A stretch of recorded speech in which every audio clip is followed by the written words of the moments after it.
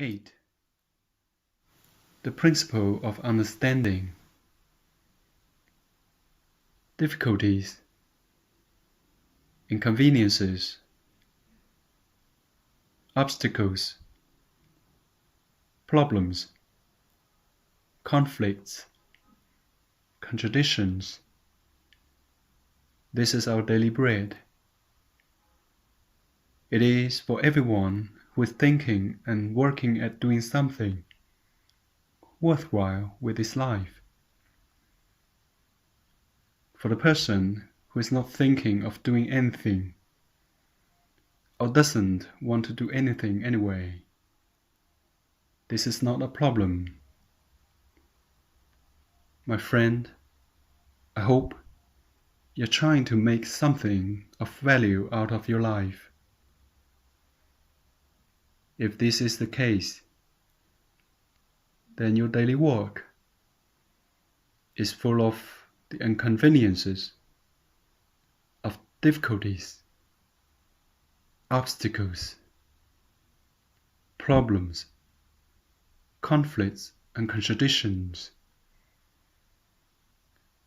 Then it is the most important for the fulfillment of your plan of life that you can differentiate between them. Let's think for a moment. What is an inconvenience? When an inconvenience arises, what is it? What is a difficulty? What is an obstacle? What is a problem? What is a conflict? What is a contradiction? The inconveniences are small annoyances that come up along one's way. As traveling from one city to another, I get a flat tire. This is not a problem, nor a difficulty. It's not an obstacle nor a conflict or a contradiction, not even a problem. It is just an inconvenience. Now, if I do not have a spare tire, then it turns into an obstacle. If I do not have the money to buy a spare tire, then there's a problem, but never a contradiction or a conflict. A difficulty is when I'm doing something and it becomes difficult to do, or I don't know how to do it. An obstacle is something that confronts us on our way. A problem is something to be solved. It is a situation. You should start to consider the difficulty, the obstacle, the inconvenience, and the problem as challenges to your capabilities. You must face them and consider them challenges because they motivate you to perform. If you're one of those that are afraid of problems, difficulties, inconveniences, and or obstacles, then you must start to change your mental attitude toward them. They are veiled opportunities, hidden, so we can develop more fully the potential you have within you. You must start to change your mental attitude toward them. You must eliminate your worries and fears. you must understand that all of us, during our lives, considered these things as a negative event. But they are actually possibilities or situations in which we can develop the potential within us. One of the best ways to do this is to prepare 4 large drawing sheets. On the first one, label it. The problem is a challenge to my ability. On the second one, the difficulties are veiled opportunities to develop my potential. Third, the inconvenience is a possibility to develop my capabilities to improvise spontaneously. Then last, an obstacle is a possibility to develop my capabilities of discernment and my capability to discern and act in a prompt manner. For 49 days, try as hard as you can not to run away from those situations, but face them instead.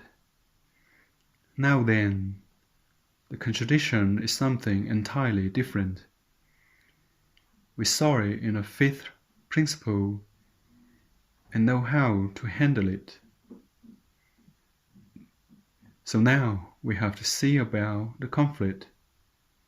But first, you have to learn to differentiate between what is an inconvenience and what is an obstacle. What is a problem, what is a difficulty, a contradiction and a conflict. We normally are confused about them and treat them in the same manner, reacting toward all of them in a similar way. This is a big mistake. To learn how to tell them apart, let's do the following exercise. Open up a notebook and ask yourself the following questions. Write it down.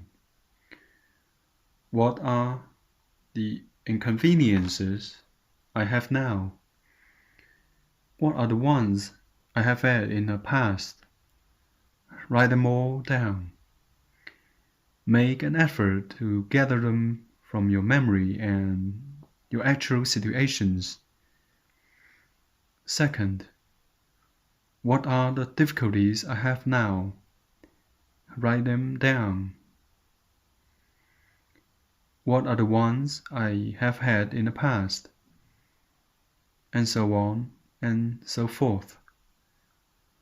Third, what are the obstacles? What are the problems? And when you have all the answers, you will analyze them and think about the differences between the one and the other. Fourth, conflict is entirely a different matter. Yes, the difficulty, the obstacle, the inconvenience, and the problem should be considered as challenges, causing us to move and act. If you're a person of action, the contradiction and the conflict would hold you trapped in a closed circle and not allow you to move forward. To be able to understand and know what to do when we are in a conflict, we have to look closely the eighth principle for the liberation of man. Our common Father has provided for His creatures who are on the road returning home. He has given them the 12 principles of light, 12 principles of order and harmony for the realization of the life plan. All who carry out these principles during their lives will find open doors towards their liberation. The eighth principle states the following: if you make your conflicts disappear when you understand them down to their last root and not when you want to solve them. I repeat, you will make your conflict vanish when you comprehend them to their last root cause, and not when you just want to solve them. If you meditate on this principle, you will immediately realize that throughout your life, you have been trying to find solutions to your conflicts. This being one of the reasons why you have been enslaved, repeating endless mistakes. Let's analyze this principle. What do we mean about overcoming conflicts? What about not having to solve them? A conflict, my travel companion, has one cause, and unless you can arrive at the bottom of its cause, at the root of it, to the key point where it arose, it will remain confronting you. But if you are able to identify the root cause, it will disappear from your life. A conflict is a mental matter. It is an absolute mental situation. Now, let's see what a conflict is. What is a conflict to you? Write down all the conflicts that you have at this time. Write them all down, disregarding if you find it difficult to describe them fully. A conflict is when you think one way about something internal or external, and your reality is different. Then there is a clash within you. Can you think of a situation similar to this example? Example: your wife looks after the children, prepares the meals, takes care of the house, and is a sexual mate. But for some reason, her behavior changes. For some reason, she has a hard time doing her household duties, or she's not satisfied by doing them, creating a conflict. What can be done in this case? What to do in this case? First, you must analyze it. Why do I think my wife must do this or that? Where do I get this way of thinking about this situation? Is what I think about my wife's behavior correct? Is she right when she protests doing what I think she should be doing? What is the truth about this? What is the truth about the behavior of a spouse at home? we are arriving at a key point with these thoughts, because conflicts cannot be solved unless we find the truth behind them, the truth that discerning what the cosmos has provided for us. Each situation will carry us understand the root cause of the conflict and will cause it to disappear. My friend, we live in a cosmos of order. There are laws and principles, standards of conduct, and steps to take for all actions in life. There's a global truth, and this truth carries smaller truths for all occasions. He who does not investigate the truth for each conflict will simply continue repeating it over and over. If you tell your spouse that she has to do something and she says no, there's a clash, there's a conflict. One day you may accept, the other you might not, and then you might react violently. Perhaps she accepts today but remains unhappy, so feels hurt and is unhappy, doing what you think she should be doing. What can help you to arrive at the truth and find the role of the woman in a home, the true function provided by the cosmos and not by some other source, not by what you have seen from your parents or from society. If your wife can adapt to this truth and recognize what this is the way it is, and if you too can change your way of thinking about the role of wife in the home by adapting to the cosmic principle, then the conflict will vanish.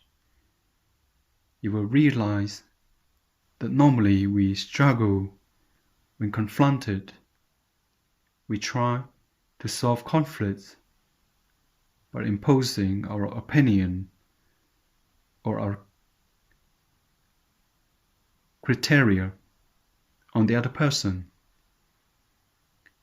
This is the normal way we try to solve a problem, but does not remain solved. If one could understand a conflict and where it occurred, he would pause and search for the cause instead of just automatically reacting. One side of him thinks in one way, and the other side sees things in a completely different way. Then there is a conflict, a serious conflict that does not involve anybody else. If this were my case and I try to impose the criteria of one side over the other, I will only make the conflict worse. I would get nowhere. Let's say my right foot wants to step forward, but my left one does not. This is a bad situation because I'm immobilized. I can't do anything. How do I solve the situation? It is very simple. Start investigating the root of the conflict. How did this conflict arise? By looking for the cosmic truth about this type of situation. Is this clear, my friend? Well, let's continue writing down all the conflict you have at the present. And you probably have quite a few. All of your conflicts are based on what you have been taught in the past, and as a result of your own experiences from your life, your friend and others, your wife, your children. You have acquired set ideas from all of these things. But when the present conditions in your life do not adjust to your way of thinking, then there are conflicts. What do you think about work? What is an occupation? What are your ideas about a job? What are your ideas about your boss? What are your ideas regarding your spouse? What do you think about life? What do you think about your fellow human beings? About society? About humanity? To each of these points, you must start a page. Write down all that you think about each one of them. Then ask yourself the following question. Is what I think about others in accordance with what I see? Here you'll find evident conflicts. What to do? Simply put, investigate and search for the truth hiding behind the apparent conflict. According to the cosmos, what is life? Write down this question. Why and for what we live? According to the Creator, according to the law, what is the world for? Why and for what do I exist? According to the law and the truth, what should my behavior be toward my spouse? My attitude toward my spouse? Yes, I'm bringing up the word my attitude. The same is used in my children, my work, and so on. According to the cosmos, how should I live with myself? As you can see, my friend, one must search carefully for the truth. The truth is the light that can vanquish all conflicts. And a man without conflicts is a powerful man, a man of great strength. The essence of conflict uses up the energy within us.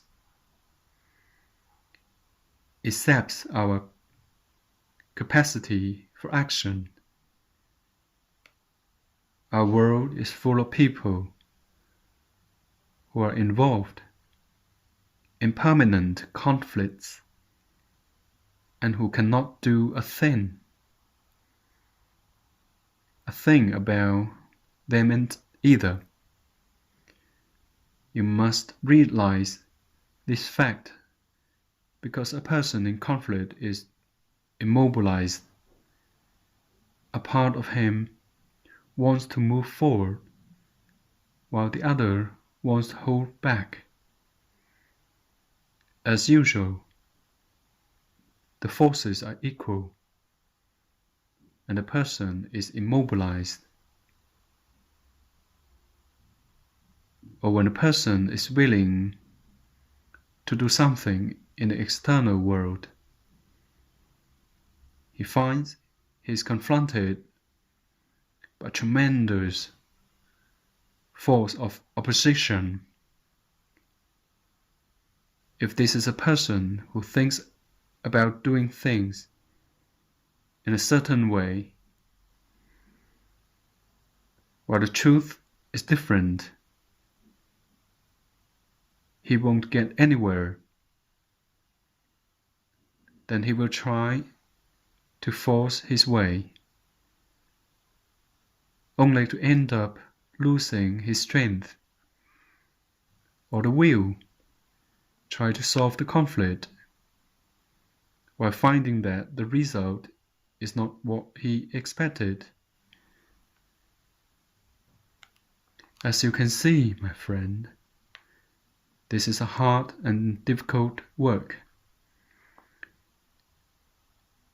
The investigation of the truth about our way of thinking is the general rule of the eighth principle. How do I think about this or that situation? What is my way of thinking about life, and what do I want out of life? Let's suppose that you want happiness, pleasure, general well-being, riches. Is this what our Creator has provided for mankind? Is this what makes sense out of this life? To give you another example, every person that thinks he is placed in this life to be happy, to earn lots of money, and to have pleasure and enjoyment is wrong, and will face tremendous conflict. I can tell you this right now. We live to experience evolution. The life in us must evolve. And he who starts to think about life as a possibility to evolve will start to eliminate the conflicts between himself and life. Evolution can include being well, being happy. Yes, it can. But it is not the truth. It's not the true purpose of life. The reason for life is not to be married, to have children, to have an occupation, or go to the movies. He who thinks this is life is asking for big problems. Conflict will be a permanent part of his life.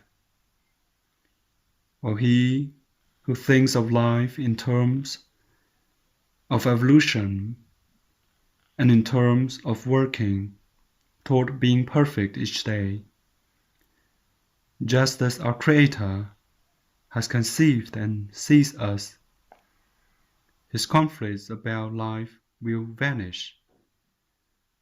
This is the world. This is the world. Mental attitude is either a bad or a correct relationship with every department of life, and it can eliminate all conflicts. How? but knowing the truth about each part of life. Study this part of the lesson and do the exercises for 49 days. I must give you a warning here. Unless you ask our common Creator to shower light on your mind and heart, all of your efforts will be futile and in vain. Ask of your Creator that the spark of light and understanding within you shine on the darkness of your mind, your body and your heart. Ask this every day for 49 days and work at it. Do it. In the second part, we will look at more details about the principle. Remember this: you will make your conflicts vanish when you understand them to the last root cause, and not when you want to solve the conflict yourself. I repeat, you will eliminate your conflicts when you can understand the cause, and not when you want to solve them yourself. Take action.